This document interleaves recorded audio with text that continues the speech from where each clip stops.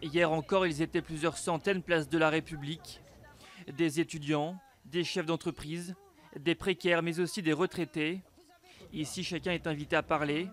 Mais attention, c'est 5 minutes par personne et pas une de plus, même quand on s'appelle Yanis Varoufakis, ancien ministre des Finances grecques. Avec le président Hollande, ça ne peut pas marcher. Partout en Europe, les partis travaillistes sont divisés. En France aussi, ce qui accentue la crise politique.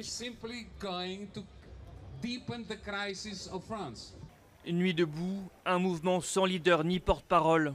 Et pourtant, tout semble organisé, avec des règles bien précises. Sur place, les tâches sont réparties entre différentes commissions.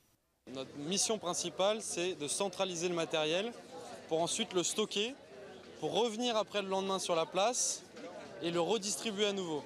Pour les petits bobos, une infirmerie a également été installée. Il faut dire que les nuits sont parfois agitées entre CRS et participants. Gaz lacrymo qui t'ont brûlé ou c'est... À la nuit tombée, les débats se poursuivent encore et toujours. On discute travail, retraite, salaire. Chez les participants, on apprécie que ce mouvement se structure de plus en plus.